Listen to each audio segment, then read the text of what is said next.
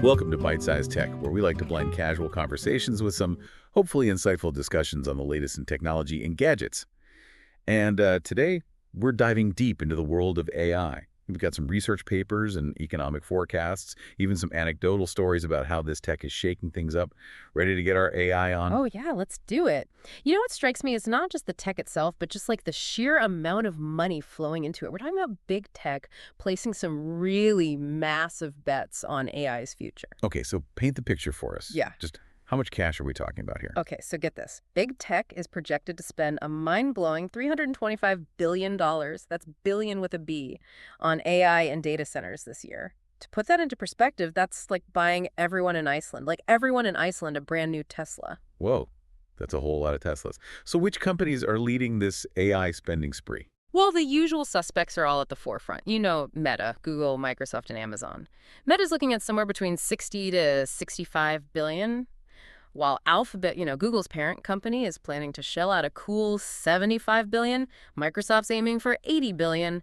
But the real heavyweight champion here is Amazon, with a projected spending of 100 to 105 billion dollars. Wow. Amazon's going all in. That's even more than their cloud service AWS brings in each year. What's their game plan here? Well, they're calling this a once-in-a-lifetime opportunity to dominate the AI market. But here's where things get really interesting. Amidst all this talk of billions being poured into AI, there's this contrasting story that really caught my eye. Ooh, I love a good contrast. Lay it on me. So researchers from Stanford and the University of Washington, they managed to build an AI model that's comparable in performance to OpenAI's models, but for less than $50. Hold up. $50, that's less than like my weekly coffee budget. How is that even possible? It's a testament to their ingenuity. So they didn't build a massive new model from scratch. Instead, they used this technique called test time scaling, where they took an existing model like Gemini 2.0 and essentially distilled it. They taught it to think longer about problems by adding, wait commands and fine-tuned it using a smaller data set. So instead of brewing a whole new pot of coffee, they essentially made espresso from what was already brewed. Precisely. And the result is pretty amazing. This $50 model performs similarly to OpenAI's models, particularly in math and coding tests. Okay, my mind is officially boggled. So if we can create powerful AI for just $50, what does that mean for the average person? Are we all about to have our own personal Jarvis? Well, that's the million-dollar question, or should I say the $50 question.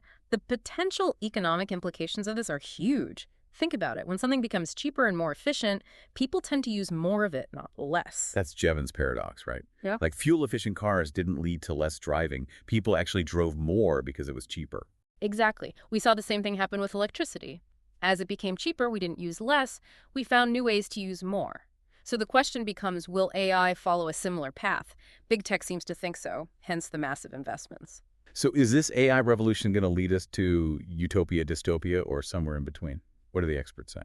Well, Bloomberg Economics has outlined 3 potential scenarios. You have the optimistic case, the pessimistic case, and, well, let's just call it the concentration of power scenario. All right, break it down for me. What does each scenario look like? Okay, so in the optimistic scenario, cheaper and more accessible AI leads to a surge in innovation across all sectors. We're talking about Goldman Sachs predicting a 2.3% boost to global GDP by 2034, and McKinsey forecasting a whopping 5 to 13% growth by 2040. Okay, sign me up for that future. More innovation, a booming economy. Yep. Sounds pretty sweet. But there's also the flip side, the pessimistic view. In this scenario, AI doesn't live up to the hype.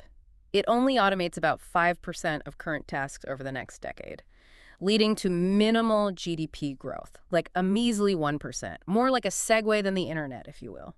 Ooh, that's a bit of a buzzkill. Yeah. But what about this concentration of power scenario? That doesn't sound so good. Yeah, this is where things get a bit more complex. In this scenario, AI does work incredibly well, but the benefits are primarily reaped by those who own and control it. We're talking about increased wealth inequality, potential job displacement, particularly in white-collar professions, and even the possibility of social unrest. So the rich get richer, robots take our jobs. Yeah.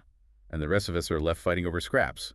That's not a future I'm eager to see. Well, it's not quite that simple, but you're getting the gist. And what's really fascinating is that we're actually seeing signs of all 3 scenarios playing out simultaneously. Oh, that's interesting. Give me some examples. Okay, so on the pessimistic side, the combined market cap of major tech companies, it has already exceeded 15% of the U.S. GDP. To put that in perspective, Internet companies only reached a 10% market cap during their peak.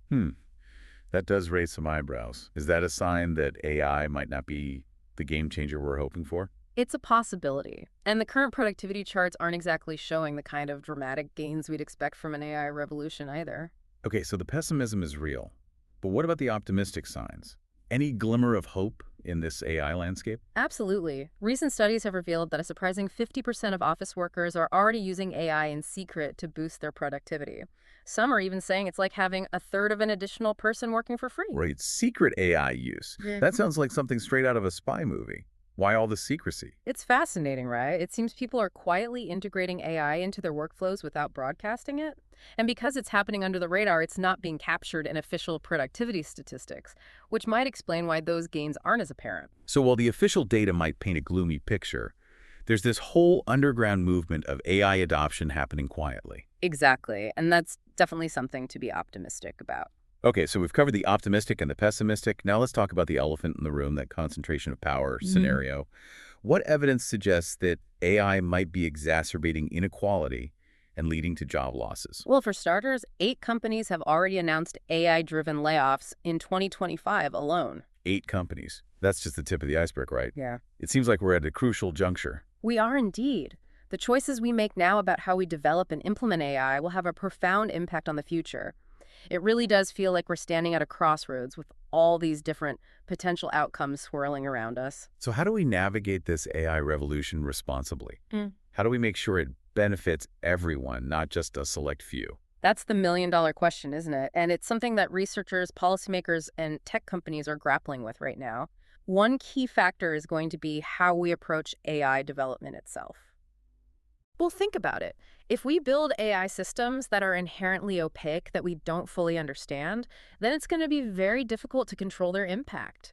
We could end up creating systems that perpetuate existing biases or that are easily manipulated for malicious purposes. So we need to make sure we're building AI responsibly from the ground up. Exactly. There's this growing movement towards developing what's called explainable AI, which essentially means creating systems where we can understand how they arrive at their decisions. That makes sense. If an AI is making decisions that affect people's lives, like loan approvals or medical diagnoses, we need to be able to understand the reasoning behind those decisions, right? Absolutely. We need to be able to hold AI accountable just like we hold human decision makers accountable. And that requires transparency and understandability. So explainable AI building systems that we can understand, that's one piece of the puzzle. What else can we do to make sure AI benefits everyone? Well, education and skills development are going to be crucial. We need to prepare people for the changing job market and equip them with the skills they need to thrive in an AI-powered world. It's like that old saying, give a man a fish and you feed him for a day. Teach a man to fish and you feed him for a lifetime.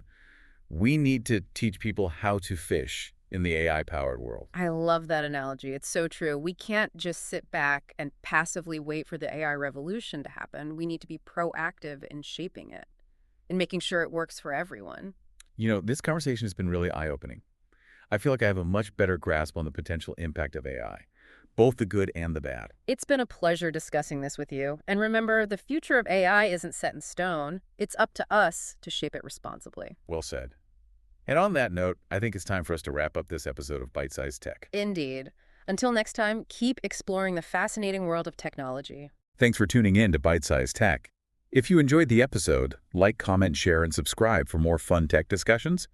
You've given us a lot to think about. It really highlights the importance of making informed decisions about AI development and deployment. Absolutely. You know, if we're not careful, we could end up on that path that leads to greater inequality and social unrest like we talked about with that concentration of power scenario. But the good news is we have the power to steer this in a positive direction. So what can we do as individuals to navigate this AI revolution responsibly? It feels like this tidal wave of change is coming, and I'm not sure how to prepare for it. I think the most important thing is to stay informed about the latest developments in AI. You know, read articles, listen to podcasts, shows like this one, and just stay curious about what's happening in this space. Knowledge is power, right? The more we understand about AI, the better equipped we'll be to adapt and thrive. Exactly. And don't be afraid to experiment with AI tools and technologies yourself. There are tons of free and low-cost options available online.